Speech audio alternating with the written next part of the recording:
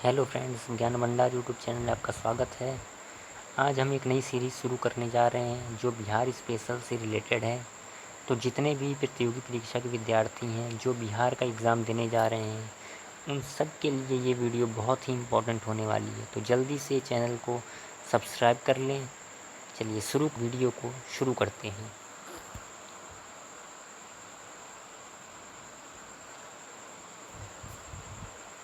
देखिए,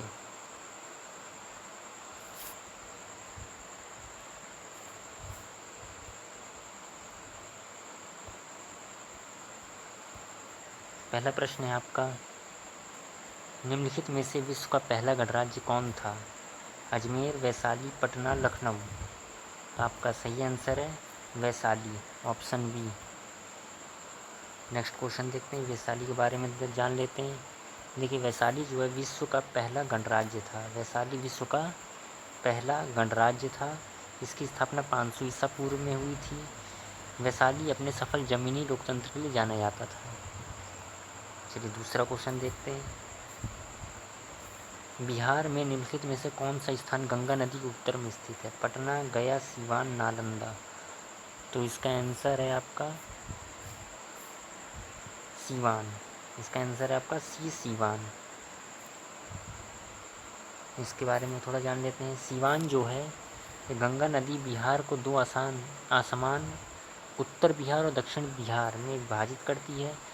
गंगा पश्चिम से पूर्व की ओर होकर बहती है। गंगा नदी के दक्षिण में स्थित क्षेत्र पटना, गया, नालंदा आदि हैं। ये पूछा जा सकता है कि गंगा नदी के दक्षिण में स्थित कौन से क्षेत्र हैं, तो इसको आप अच्छे से नोट कर लेना। और गंगा नदी के उत्तर में स्थित क्षेत्र कौन से? सीवान, खगड़िया, बेगूसराय, ये सब है। चलिए नेक्स्ट क्वेश्चन देख लेते हैं। पटना संग्रहालय किस प्रकार की वास्तुकला का उदाहरण है? मुगल, रोमन, इंडो सरसेनिक वास्तुकला, ग्रीक। तो इसका आंसर आ जाएगा आपका इंडो सरसेनिक वास्तुकला का। किसका? इंडो सरसेनिक वास्तुकला। तो इंडो सरसेनिक वास्तुकला क्या है? तो इंडो सरसेनिक वास्तुकला के बारे में जान लेते। तो इंडो सरसेनिक वास्तुकला एक पूर्व उत्थानवादी स्थापत्य शैली थी जिसका इस्तेमाल ज़्यादातर ब्रिटिश वास्तुकारों ने 19वीं सदी के उत्तरार्ध में भारत में किया था। पटना संग्रहालय भारतीय राज्य बिहार का राजकीय संग्रहालय है। ये बहुत इंपॉर्टेंट क्वेश्चन है, बन सकता है ये। तो ये राजकीय संग्रहालय, पटना संग्रहालय भारतीय बिहार राज्य का राजकीय संग्रहालय। इसे 3 अप्रैल 1917 को ब्रिटिश राज के दौरान पटना के आसपास के इलाकों में पाई जाने वाली ऐतिहासिक कलाकृतियों को रखने के लिए शुरू किया गया था। तो ये इम्पोर्टेंट पॉइंट बन सकता है आपका, इसको मार्क कर लेना। चलिए नेक्स्ट क्वेश्चन देख लेते हैं। नेक्स्ट क्वेश्चन है हमारा, निम्नलिखित में से कौन सी मगध महाजनपद की राजधानी थी? इम्पोर्टेंट क्वेश्चन है, बार बार पूछा जाता है, इम्पोर्टेंट, मार्क लगा लेना। तो मगध महाजनपद की राजधानी कौन सी थी? कौशाम्बी, पाटलिपुत्र, कुशावती, महिष्मती। तो इसका सही आंसर है आपका पाटलिपुत्र। कौन थी? पाटलिपुत्र। तो पाटलिपुत्र के बारे में हम थोड़ा जान लेते हैं। तो मगध महाजनपद के बारे में बहुत सारे प्रश्न पूछे जाते हैं। तो मगध महाजनपद दक्षिण बिहार के वर्तमान पटना व गया जिले में स्थित था। कहाँ पर स्थित था? पटना और गया जिले में ये स्थित था। मगध महाजनपद 16 महाजनपदों में से सबसे शक्तिशाली महाजनपद था, क्योंकि धीरे धीरे अन्य सभी, इसने क्या किया था, धीरे धीरे इस महाजनपद ने धीरे धीरे अन्य सभी राज्यों को स्वयं में समाहित कर यह भारत का प्रथम साम्राज्य बन गया था। मगध का प्रथम स्पष्ट उल्लेख अथर्ववेद में मिलता है। कौन से वेद में मिलता है? अथर्ववेद में इसका स्पष्ट उल्लेख मिलता है। चलिए नेक्स्ट क्वेश्चन देखते हैं। बहारिस्तान ए गैबी की रचना किसने की थी? बहारिस्तान ए गैबी की रचना किसने की थी? कामरान मिर्जा, शेख अबुल फजल, फैजी, मिर्जा नाथन। तो इसका आंसर आ जाएगा आपका मिर्जा नाथन ने की थी। किसने की थी? मिर्जा नाथन ने। चलिए नेक्स्ट इसके बारे में थोड़ा जान लेते हैं। मिर्जा नाथन कौन थे? तो मिर्जा नाथन ने बहिरिस्तान ए गैबी की रचना की थी। बहिरिस्तान ए गैबी जो था मुगल सम्राट जहांगीर के शासनकाल के दौरान बंगाल, कूच बिहार, असम और बिहार के इतिहास पर 17वीं सदी का एक वृत्तांत बताता है। ये बहिरिस्तान ए गैबी। तो एक बहरिस्तान एक गैबीय पुस्तक है, किसने लिखी थी? मिर्ज़ा नाथन ने, याद रखना आप। किसके बारे में जानकारी देती है? ये सब नोट कर लेना। चलिए क्वेश्चन नंबर 6 देखते हैं। अजातशत्रु ने अवंती के हमले से बचने के लिए किलेबंदी की थी, उसने वह किला कहाँ बनवाया था? तो उसने वह किला कहाँ बनवाया था? पाटलिपुत्र, वैशाली, अंग, राजगृह। तो उसने कहाँ बनवाया था? राजगृह में बनवाया था। कहाँ बनवाया था? राजगृह में बनवाया था। चलिए नेक्स्ट क्वेश्चन देख लेते हैं। बिहार के भौगोलिक क्षेत्र की रचना सर्वप्रथम किस ग्रंथ में मिलती है? बहुत ही इंपॉर्टेंट क्वेश्चन है, हर बार पूछा जाता है ये, इसको इम्पोर्टेंट कर लेना नोट। चलिए देखते हैं। अंगुत्तर निकाय, शतपथ ब्राह्मण, मंडूक उपनिषद, पद्म पुराण। तो इसका सही आंसर है आपका शतपथ ब्राह्मण में बनती है, ऑप्शन नंबर बी। चलिए नेक्स्ट देखते हैं। पाटलिपुत्र में किस शासक ने पाटलिपुत्र में किस शासक ने सर्वप्रथम अपनी राजधानी बनाई थी? चंद्रगुप्त मौर्य, बिंबिसार, अजातशत्रु, बृहद्रथ।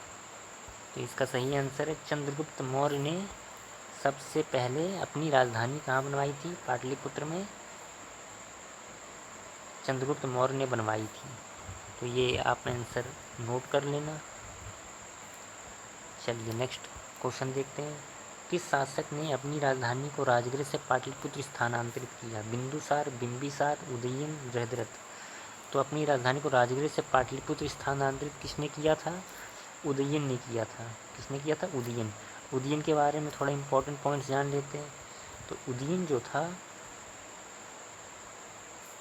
जो उदयन था ये उदयन अजातशत्रु का उत्तराधिकारी था। उदयन को उदयभद्र के नाम से जाना जाता था। उदयन हर्यक वंश का शासक था। उदयन की मृत्यु 444 ईसा पूर्व में हुई थी। चारों इंपॉर्टेंट पॉइंट हैं, इसको नोट कर लेना। चलिए नेक्स्ट क्वेश्चन देख लेते हैं। किस मुगल शासक ने सर्वप्रथम बिहार को अपने साम्राज्य में मिलाया था? अकबर, हुमायूं, जहांगीर, औरंगजेब। तो इसका सही आंसर है आपका अकबर ने मिलाया था। किसने मिलाया था? अकबर ने मिलाया था। तो थोड़ा इसके बारे में जान लेते हैं, क्वेश्चन इम्पोर्टेंट पॉइंट्स जान लेते हैं। अकबर ने बंगाल तथा बिहार को सन 1576 में ईस्वी मिलाया था। तो कोई डेट पूछी जा सकती है कब मिलाया था? 1576 ईस्वी में मिलाया था। चलिए नेक्स्ट क्वेश्चन देखते हैं। Question number 11। बिहार में 1857 की क्रांति के नेता कुंवर सिंह का देहांत कब हुआ था? इसके आपके ऑप्शन हैं 9 मई 1848, 10 मई 1848, 11 मई 1848, 12 मई 1848। तो इसका सही आंसर आ जाएगा 9 मई 1848, ऑप्शन नंबर ए। चलिए नेक्स्ट क्वेश्चन देख लेते हैं। पाटलिपुत्र में स्थित चंद्रगुप्त का महल मुख्यतः बना था, किससे बना था चंद्रगुप्त का महल? लकड़ी से, ईंट का, पत्थर का, मिट्टी का। तो ये बना था आपका लकड़ी का बना हुआ था। किसका बना हुआ था? लकड़ी का बना हुआ था। देखिए एकदम इम्पोर्टेंट क्वेश्चन है और एकदम नए क्वेश्चन है, तो इसको अच्छे से पढ़ के चले आना। चलिए नेक्स्ट देखते हैं। प्रथम बौद्ध संगति कहाँ हुई थी? पाटलिपुत्र, राजगृह, वैशाली, बोधगया। कहाँ हुई थी ये? राजगृह में हुई थी। प्रथम बौद्ध संगति कहाँ हुई थी? राजगृह में हुई थी। ये इम्पोर्टेंट क्वेश्चन है, बहुत बार पूछा जाता है। नेक्स्ट क्वेश्चन देख लेते हैं। 14वां क्वेश्चन। प्रथम बौद्ध संगति राजगृह में किसके समय हुई थी? बिंबिसार, कालाशोक, नागदशक, अजातशत्रु। तो कौन था? किसके समय हुई थी ये? अजातशत्रु के समय हुई थी। इम्पोर्टेंट क्वेश्चन है, इसको ही मार्क कर लेना। तो प्रथम बौद्ध संगति 400 कब हुई थी? प्रथम बौद्ध संगति 483 ईसा पूर्व में हुई थी, 483 ईसा पूर्व में। चलिए 15वां प्रश्न देखते हैं।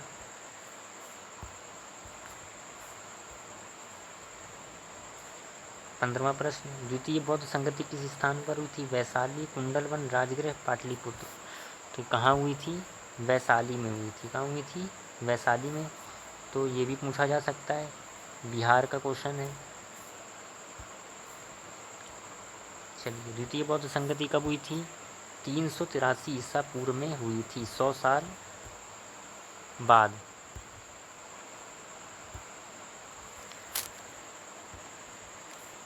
चलिए नेक्स्ट क्वेश्चन देख लेते हैं। क्वेश्चन नंबर 16 आ गया। तृतीय बौद्ध संगति कहाँ हुई थी? राजगृह, पाटलिपुत्र, वैशाली, कुंडलवन। तो इसका सही आंसर आ जाएगा आपका पाटलिपुत्र में हुई थी। कहाँ हुई थी? पाटलिपुत्र में हुई थी। कब हुई थी?